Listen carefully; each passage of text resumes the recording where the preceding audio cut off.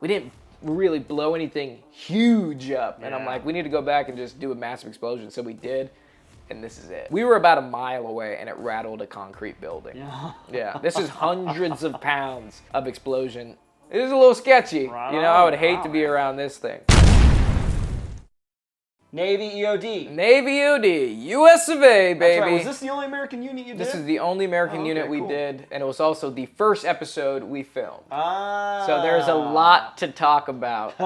We did so much. This was when the show was supposed to be an hour long. Ah. This was the longest filming we did this entire thing. It was broken down. We did so much in this episode that we just didn't do in the other ones just because we were like, oh, we don't need to do that. Super unnecessary. It's a lot of stuff. So I got a lot to tell you guys about. Let's get into it. First of all, you have to be at least 6'4" to be an officer in the Navy EOD, apparently, because these were two of the tallest men I've ever met in my life. He was 6'9". Yeah. He must have been 6'9". There was a picture we took together where I look like a child. Like, first day of school, you're sitting next to your son, and there's like, feet of difference. But Jacob Shearman, that dude, talking to him, he has some of the wildest stories I've ever heard from the GWAT. He's, coming close. He was 20 years. I think he was doing 24. The last time I saw him, that guy was an honor to work with. He was Cameron, what's with the haircut, man? I could see that haircut. Oh yeah, this was like, I was going for like a mullet mohawk kind of thing. A lot of experimentation with hair in this show. You can see the evolution from episode to episode. Each episode is different. This Yeah. was the first haircut I tried. I was a fan, but we tried different things out. It's a little World War II Ranger. You got the side shave. Yeah, A little I bit. tried to do like the faux hawk mohawk action. But this was the only episode that we actually started talking to the students. We're here at the underwater course, which is right when the Navy guys graduate EOD school, and then they immediately go into underwater, which is, they're the only branch that do that, because Navy EOD is the only branch that deals with maritime environment. And this is not a gentleman's course by any means. They are getting beaten. They're smoked. they're getting smoked. They're getting sandy. Anytime they mess up, they jump in that cove over there and they get sandy.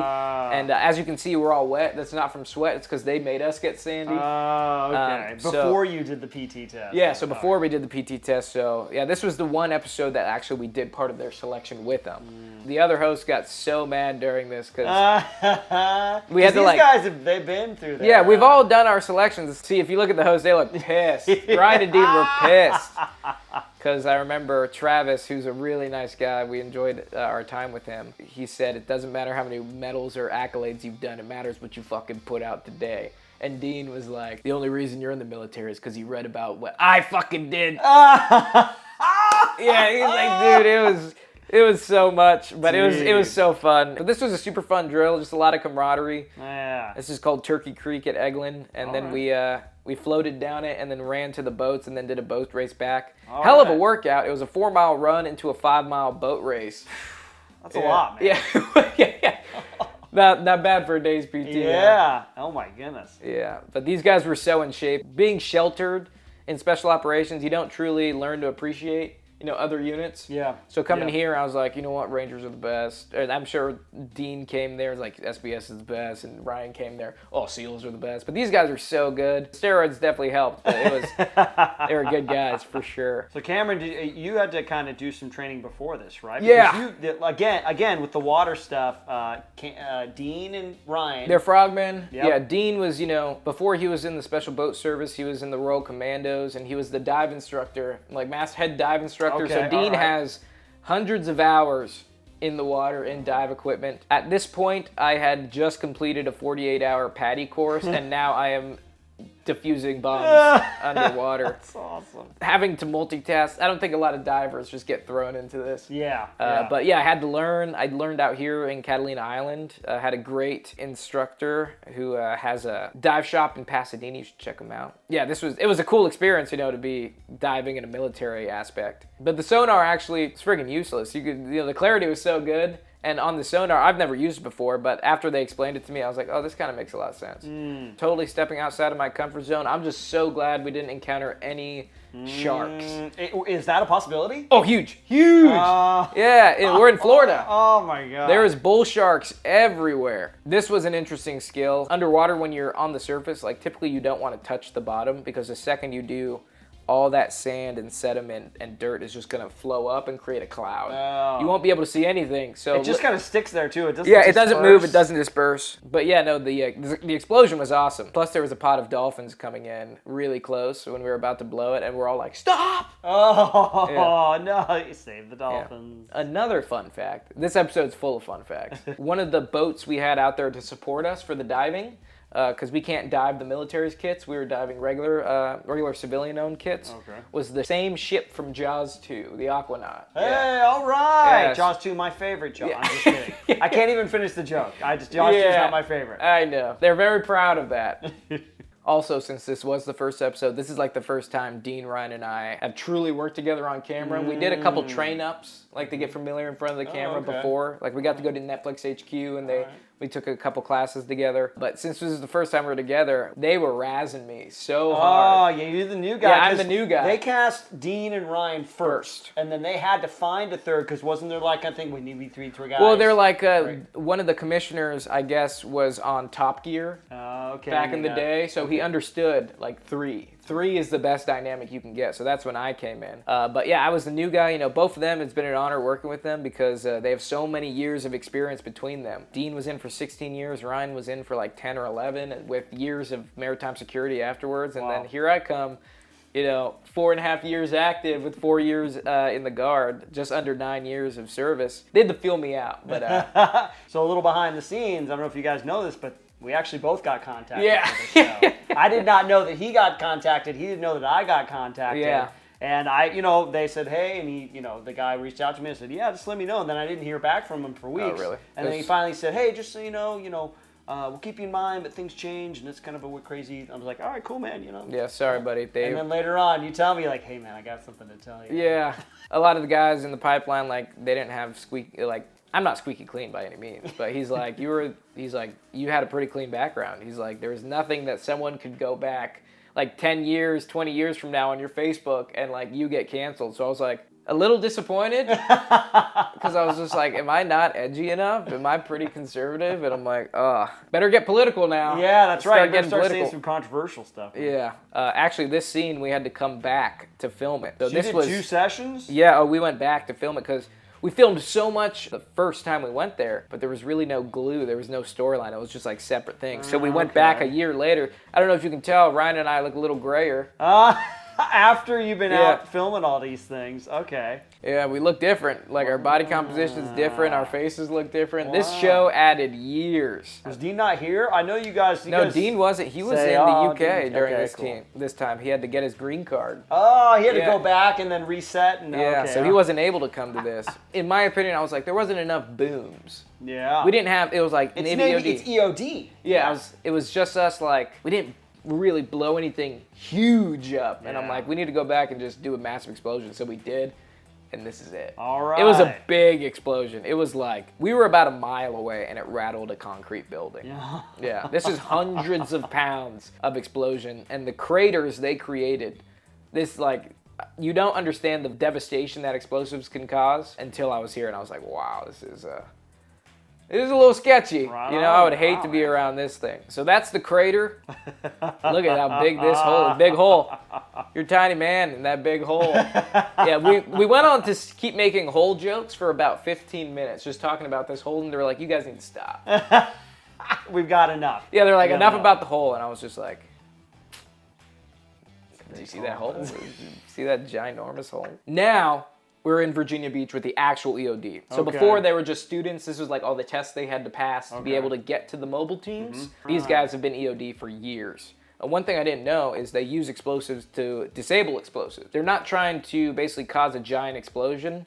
They can, but most of the time, the explosion they're utilizing is to disrupt the initiator. So they're just trying to disarm it and not blow it up. Oh, okay, interesting. They call it like a pressure cooker because it's filled with Semtex, and we just want to knock the lid off and render that basically the initiator system useless. So it was kind of cool, but this was literally the only thing we blew up, and it was like tiny. I'm like, we need to go back. Wow, so they really, with the editing, they kind of chopped it all up and made it one kind of one thing. storyline. Like I told you, this was episode 1, so there was a lot of lessons learned here. So many things we did that just didn't make it on camera. Like we spent an entire day doing Seaburn stuff in full mop gear with gas masks, moving hundreds of pounds of C4. It sucked.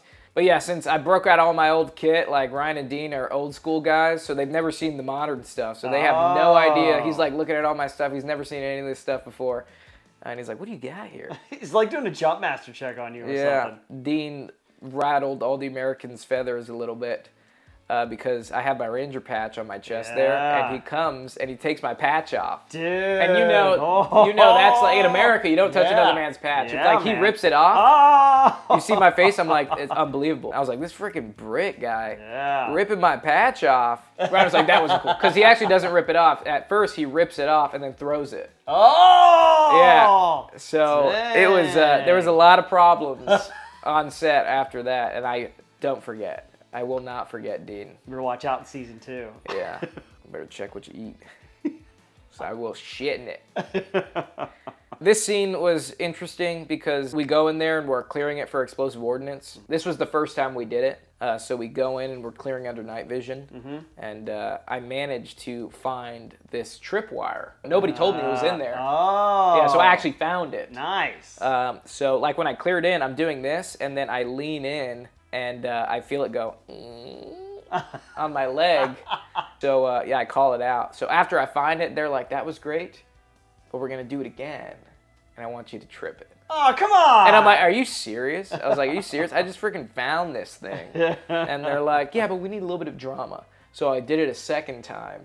And when it went off, I started screaming bloody murder. And the EOD guys like ran in and they pulled me out. And there was this huge dramatic scene. And then they're like, that was good, but it was a little too much for TV. And I was like, great. So I wanted them to show that I found it. Because then... Obviously, yeah, because I did find it. I don't want them to make me look bad. The first cut that I saw of this after we filmed it, they put in where I get blown up. I told them, I was like, you're not blowing me up. I told them, I'm like, you're not blowing me up because I didn't get blown up. You know, you're not going to make me look bad because it adds drama. I was like, you're going to make me find it because I found it. That's cool, man. That's you utilizing your skills, man. Yeah, not being a noob, you know? I understand how to find soldier. IEDs. I understand how to, like, not get blown up. You know, I'm not just, like, a celebrity that you take off the street and, like, try to teach them this stuff. All right, beginning the final mission, a lot of these, a lot went on this final mission. It looks like we're all doing this simultaneously, but we do it at different times. Yeah, because a lot of the EOD, there's only so many EOD guys. So like Ryan does his own piece, I do my own piece. Like these are all on different days. Wow. And Ryan's piece right here actually gets really funny because they totally miss where they're supposed to drop them off, and they drop them like 800 meters away. So they have to swim.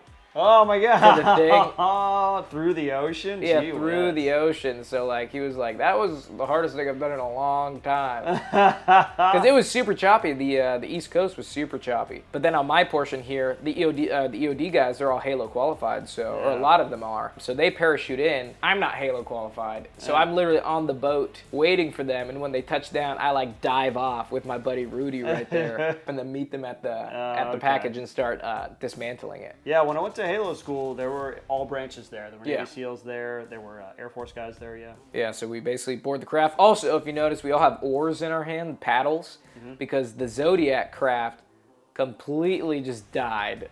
And we're there and it just died on us because we had to catch that boat. We're all like, oh no. So we got a tow from one of those. They like towed us, and then when we got close to control it, we used the oars. I remember the platoon sergeant of the EOD guys, he was so upset. He's like, none of this shit ever fucking works! And he was getting so mad, and I was like, hey, it's gonna be okay. I was like, it's gonna be okay, buddy. Be the Filipinos. Yeah, he was like, it never works! It didn't work! He like kept saying sand crab, which was an old exercise the EOD guys do. He's like, didn't work on sand crab! It's not working now, they don't fix shit! I was like, it's gonna be okay. I was like, we just got these oars. So when we were doing this inspection, it was actually super hard. A lot of things we couldn't show because of OPSEC reasons. Operational security, they're like trade secrets. So we're always, they're like, can you show that? And they're like, no, we can't show that. They're like, can you show that? And they're like, no, we can't show that. So we just ended up pulling out a tape measure and going, Yeah, that looks about right. That's how they do it. Yeah, that's it. That's All how our we do enemies it. are like, man, the Navy's dumb. Look at that dumb procedure. Yeah. We're like, ha ha ha, you don't even know. You don't even know. Not to mention, Dean came here literally to press a button. That was his job. That was his thing. Yeah. A lot of people don't know, but Dean had his daughter 24 hours before he showed up. Oh. Oh, yeah, so he literally was there for the birth of his child and was on a plane 5 hours later. Oh, man. Yeah, Oh, that's just crazy. to press a button. So that was the running joke Well, of it. it looks really good, Dean. Yeah. You did a good job. So EOD guys, they're awesome. I loved working with them. The Navy is a complete different side of the Army. There was a lot of norms I was not familiar with. I'll finish it off with a story here. All right. But there was one day where we PT'd with the guys in the morning, and you know how they have the song that everybody stands at attention to on military bases, like the little bugle horn? Mm-hmm. So they had that, but I didn't know you had to wait for, it was like a second cannon shot to start. I thought when it in the Army, when it ends, you're fine. In the Navy, the song ends, and then there's a cannon shot, and then you're good. So we're sitting there at attention, we're about to work out, it's a great song. The song ends, everybody's silent. I go, well, boys, it's going to be tough to work out with an erection.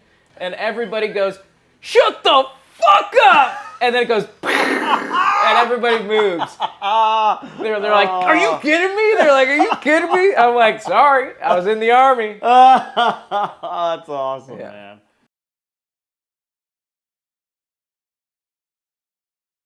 Welcome, everybody. That's great. We're off to a great start. Yeah, I was looking at here. I got to stop looking here. I got to start looking here. Uh-oh, my cat's coming. He's going to yell at us. No! Yeah, we got to watch out for him. He's a big nuisance in here. Dude. Steve, Cody. I don't Good old know. Steve. Dude, who are these people calling it? I've never been called this much, and I don't know what's going on. Do you like how these are growing? Yep. Okay. The first cut... Oh, that makes sense. Yeah, because I'll keep looking at my hair. Yeah. Like, I didn't finish this episode, actually, I realized. Oh, really? What could we call this? Should we go like game recon? Game recon behind the scenes. Yeah, just Toughest behind the Forces scenes, Honor. World Toughest Yeah. Forces. Okay, cool. That is Marco. Give me a second.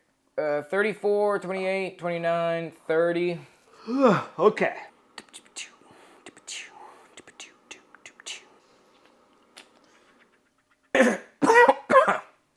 You alright? Yeah.